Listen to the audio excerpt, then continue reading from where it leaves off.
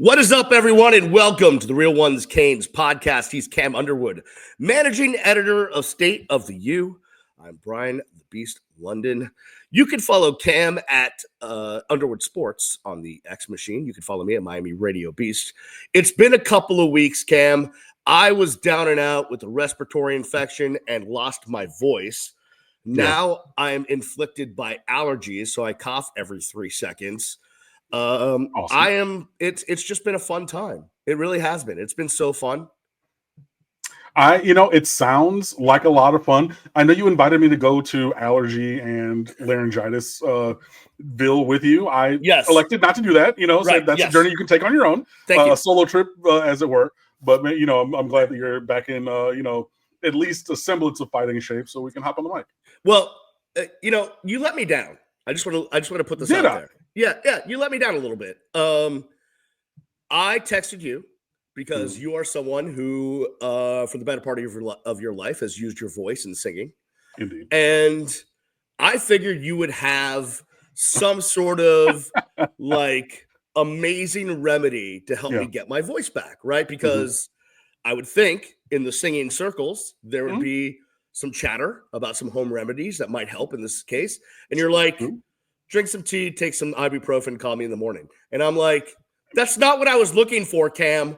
I get it, but, ask a question and get an answer, whether it's the answer you want or the answer that's there.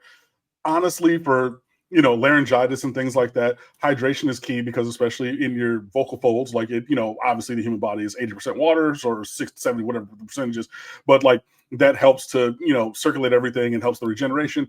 And honestly, your voice is a contact muscle. I'm not going to get into the physiology of it. You guys can go look it up, but you create sound your vocal folds are like these and they come together. There is contact. And so itis being, Latin for inflamed or whatever, that's just the root of the word. And it's sometimes you have to stop using a thing. If you had, whatever, if you had biceps tendonitis, you're not going to keep going to the gym and lifting, right? So you had laryngitis, and unfortunately, your whole voice is in a 1-inch cube, but you need to rest the itis. So I said, hey, drink some tea, take some ibuprofen that's going to help with the pain, and go on vocal rest. And I had to do that after several Miami home games in college because I would be in the student section screaming way louder than a vocal music education major should have done. And I learned it through there. Sometimes you just got to have a nice cool glass of STFU and let your voice get back. And that's what you had to do.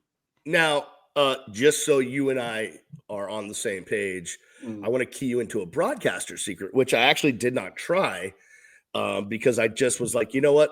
I'm just going to shut it down. I'm not going to try to make this any worse than it is. Okay. But rumor has it, if you gargle vinegar, it can help you get your voice back for a couple of hours, enough time to be able to do what you got to do, and then, figure it out in the long run.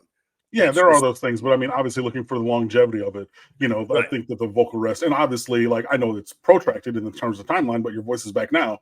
But yeah, sometimes you just kind of have to sit out, relax and wait, and things like that, just so that the muscle, because it is a muscle, so the muscle gets back into usable state.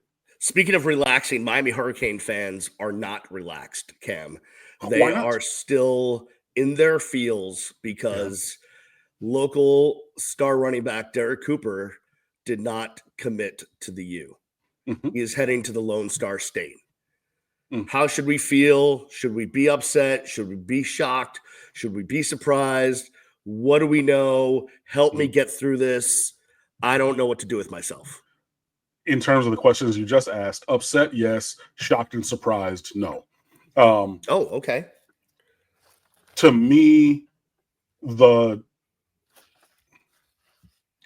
upset because he's another elite player that you're watching go somewhere else.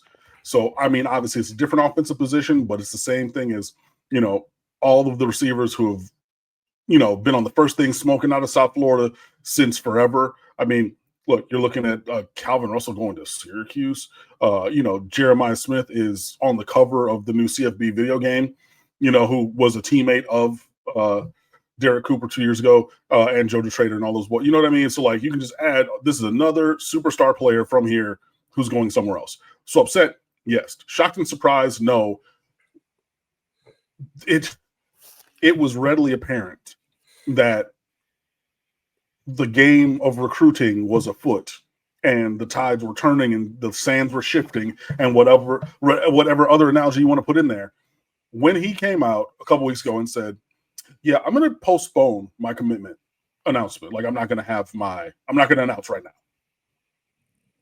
That was, that was, alarm bells start going off, things like that. Because like up to that point in the mid-end of June, Derrek Cooper was coming to Miami. Like it was widely and well known in the recruiting world.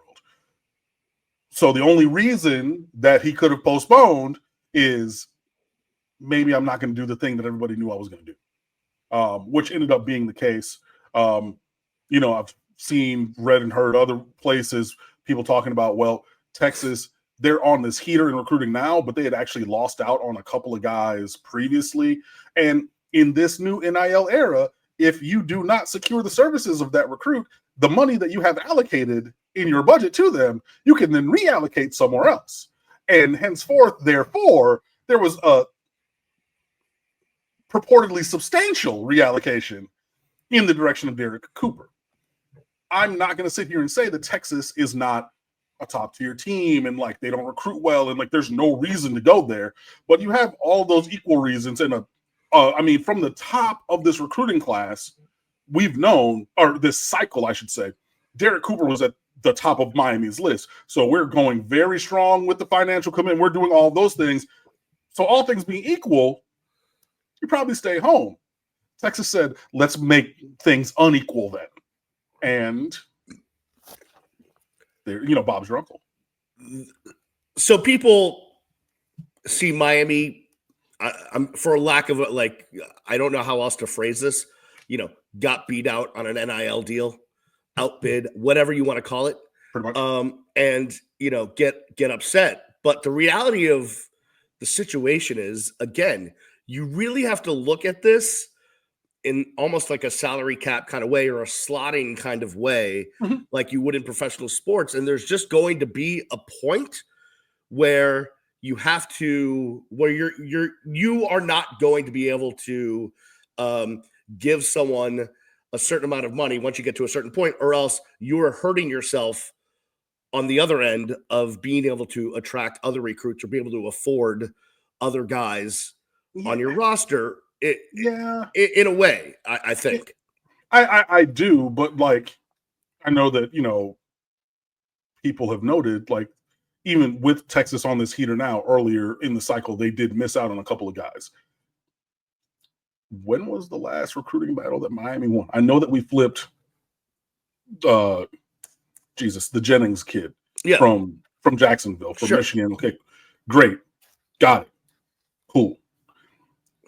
When was the last other recruiting battle that we won? Like all these announcements through the summer have, whether it's Georgia, whether it's A&M, whether it's Texas, whether it's Florida even. Well, I mean, you're looking across the board. Maybe the tight end from California, right? Maybe. But like, if you're talking about, okay, we had money allocated for recruits and then those recruits decided to go elsewhere so we could reallocate those funds. If you look at the list of players that have not chosen Miami in the month of July, really, there should be plenty. So, you know what? I'm sorry. I did not do justice to my thought process. I meant to include portal players in that, right? Like as a whole, not just recruits as in freshmen, because I think the one area that Miami has excelled at is attracting portal kids, especially Cam Ward, Carson Beck, what have you. I think they've done a good job there. Yeah. And again, that all comes out of the same bucket as far as money goes. Now, listen, I don't know the particulars of the Derrek Cooper situation. All that I know is probably what you know is that Texas spent a lot of money for Derrek Cooper, right? That's kind of what we know. So that begs this question. Yeah. Okay. What does that do to Miami and the running back position? And two, is there something to be said about Mario cannot get things done when it gets to the summer months? I mean, in terms of running back, you have Javian Mallory, so you need to keep him in the class. And then True. Either you keep trying to ford the river, and just keep in contact with Derek Cooper and hope that down the line you flip him like you did Jordan Lyle, like you did Mark Fletcher, like you've done other guys in previous years, even at that very position. Or it's the end of July, time to start expanding that board, and yeah, and then so okay, these are the options in my mind. One, you keep plugging away on Derek Cooper and or Jay Lamar, who committed to Georgia, who was also had been down for an official visit. So you keep plugging away at committed guys or other committed guys to try to flip one. That's one. Two, you expand the board and start looking at other options, or circle back, spin the block on guys who you decided, okay, we have our top three. We're going to focus on those top three. Thanks, but no thanks. Maybe you circle back on those / expand the board. Or three, you change the paradigm and say, hey, we're going to take one this year. We're going to look for another one in the portal, especially because we just got Marty Brown from North Dakota State. So that gives us the ability to only have one high school recruit and then move forward. I think those are the three most reasonable options in terms of running back and continuing to build the roster in the way that he desires. The proof is in the pudding. However, in the last 2 summers, in July, Miami has not done well in recruiting. I know it is objectively true that Mario Cristobal is an elite recruiter. He is, one of the best head coaches at recruiting, period, full stop. We have the number one player in America, Jackson Cantwell, committed from the middle of nowhere, Missouri. You know what I mean? So, we got Hayden Lowe, 5-star. We've gotten Justin Scott, flipped him from Ohio State. We, flipped, Marquise Lightfoot when we got him from Chicago, who's another 5-star. You can look and say, okay, he's attracted and gotten this time. Reuben Bain, who everybody in America wanted. Francis Mauigoa, that you can say and show year after year. Cameron Ward, number 1 overall draft pick. He's probably not going to be the number 1 overall draft pick, but Carson Beck was probably a top 5 returning quarterback in America. Maybe top 10, but probably closer to 5. You know what I mean? So, he does the job in terms of recruiting, but when it comes to these consistent heavyweight bouts that end at this time of the year, the last couple of years, the results have not been positive in Miami's favor. And I don't understand it, because we start so strong in May and June. You would figure a pebble turns into an avalanche, right? Because that's what had happened in other places. If you look in Columbus, if you look at Ann Arbor, if you look at Tuscaloosa, if you look at SC, if you look at Clemson, if you look at these teams, Georgia, that recruit really well, one begets the rest. So I would have thought, and I'm with a lot of people, Jackson Cantwell, that's not even a pebble. That's a boulder coming down the mountain to start this avalanche. And it was and then it just fizzled out to nothing. I don't understand why it is the way that it is when a lot of the big time recruits commit before their senior year in July. The last 2 years, Miami has been left holding the bag more often than not. It's amazing how when we get to spring and recruiting, I see all sorts of, bicep flex emojis all over my timeline. And then when we get to July, it's like wilted flowers everywhere. And I'm like, okay. Yeah. I don't know what happened there, but okay. I mean, time and time again, even Justin Scott, to prove the point, when it came time for his commitment last year or 2 years ago now, in July, from Chicago, Miami was widely thought and known to be the team leading his recruitment.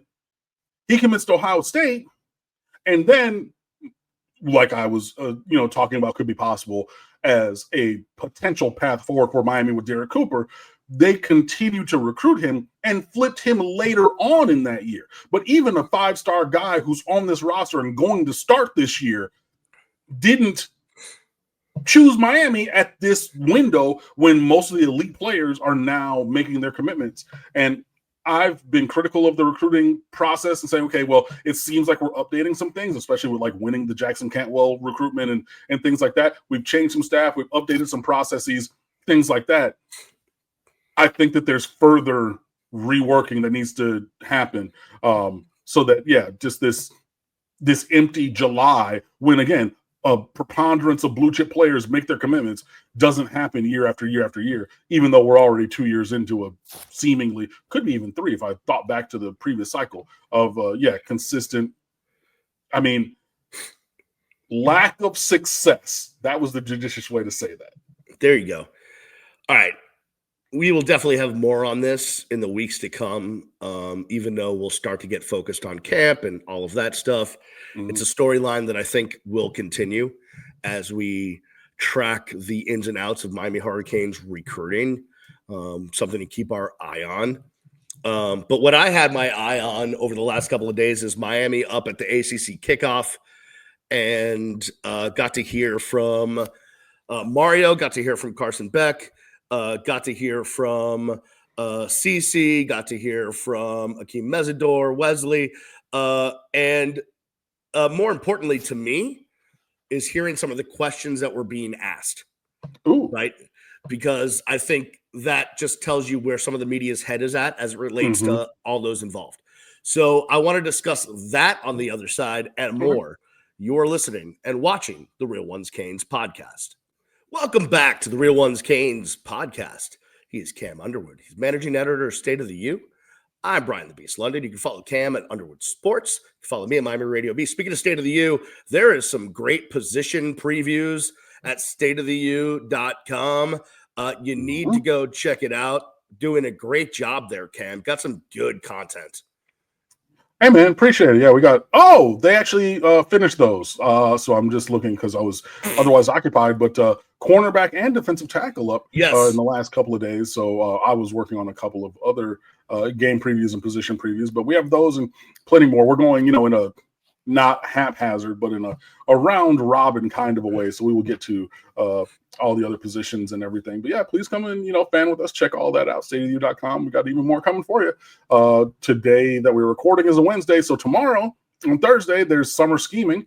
Justin DeTavio, who's a longtime football coach, he takes a look at the X's and O's of one of the opponents. I forget which one we are. I think it might be SMU. Rhett Lashley, a throwback to prior Miami coach. So, and we've done a self-scout of Miami already, and then all the games prior to SMU for summer scheming. So all of that and more, just click away, StateOfTheU.com. All right, so Cam, I don't know how much you took in from the ACC Kickoff and all the pressers and the questions and the sessions. I sat through a lot of it, especially the Carson Beck stuff, because I want to try to get to know him more because he's new into the program. I think if you were to return his Lamborghini to him, he would sit and break bread with you. That's a good way to get to know him. Right? No, that would be 1 point. Okay, so let's start with Carson. Yeah. I find him to be super confident, but not. I thought that I was going to be turned off by his confidence, but then I just kept watching. I'm like, no, I mean, this guy knows football. This guy's he's been in big games. He played at a big program. Like he's got a right to be confident. Like he's seen some stuff. So there was that. And then I think the other thing is I was a little put off by some of the media questions because there's been this kind of thing, dark kind of shadow over Carson Beck that he brings some sort of bad juju. And I wasn't feeling that. And I didn't really appreciate the questions he was being asked around that. And I guess I don't know. I kind of know why that is, but I feel like forget with whatever he's done in the past. It's a brand new slate here at Miami. I don't know what your thoughts are. I mean, it is for us, but not necessarily other people in the media. And a thing that has been pervasive is the pendulum has swung way far to the Carson Beck is trash side of things. He is, it was entirely his fault, the failings of the Georgia offense last year. He did, threw too many interceptions. He blah, blah, blah, blah. Like he can't win big games. He can't play well. Go look at the statistics You know, this is a guy who threw for well over 7,000 yards and 60 touchdowns in 2 years as a starter. All of these things I'm going to say are objectively true. Georgia, actually, I need this one statistic. I thought I had it, but I want to be sure that where's my, thank you. Let me see, conferences, SEC, rushing offense. I was correct. Last year, Georgia's rushing offense was second worst in the SEC conference, 15th out of 16 teams. The only team with a lower per game average was LSU. It was one of, if not the worst rushing offense that Georgia has had in 30 years, right? Their offensive line, though they recruit incredibly well, was average at best. And, you know, coached up by our old friend Stacy Searles. Yep. You know, so their offensive line, they got a bunch of monsters out there.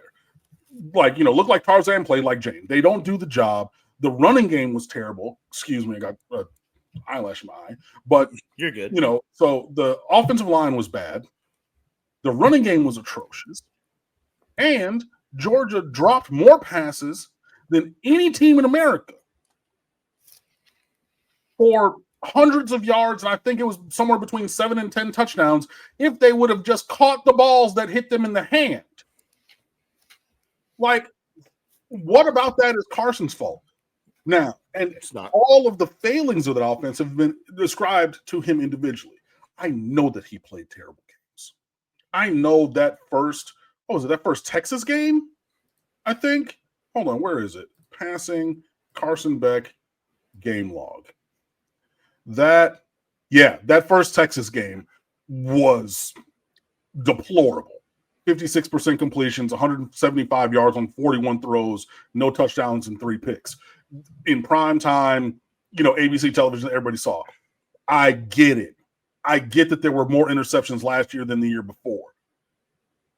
But when I tell you that their offensive line was atrocious, that their running game was second worst in the SEC and worst that they've had in 30 years, and his receivers, while being wide open, Arian Smith is a track star. He's a runner, but he cannot catch a ball. He put the ball on the ground so many times that Carson Beck threw directly where it needed to be. All of those things are objectively true. And I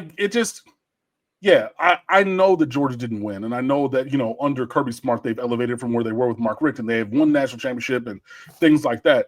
But yeah, it's just putting everything on him, and then the SEC-focused media bias of he elected to leave Athens because they didn't want him to go. Correct. He decided to leave. So then you have the backing of everybody in the media saying, oh, so since he left, we're now going to make him persona non grata. We're going to put him into the place of being the villain, and we're going to continue to perpetuate that. And I believe that is what you saw and what people are using as a foundation for some of these shenanigan questions about. Yeah, Carson. I mean, Carson addressed, you know, there was obviously, because of course, a lot of some Georgia media that showed up to ACC Kickoff to go talk to Carson Beck, and he addressed that, like, yeah, Kirby Smart sat me down and gave me every opportunity to stay and wanted me to stay, and this was my decision. Like, it wasn't there was no, Georgia did not kick me out. Like, they wanted me back, and I left. Bye. Right? Yeah. It was my choice to leave. And, you know, from everything that he said, he's vibing with the receivers. He's vibing with Shannon Dawson. He loves Mario Cristobal. He loves the offensive line. What's not to like about it? It's better than the offensive line that he left in Athens. Correct. So, you know, I don't know. Listen, we'll do our season preview and like our predictions and all that stuff. I may not be as I may not have the rosiest prediction for win-loss total as other people, but I don't see this as I don't see Carson Beck as being any kind of a weakness or having some bad juju that is brought to the locker room or what have you. Every time I listen to him, I hear an intelligent, confident kid that really knows football and is been through a lot. And he's a guy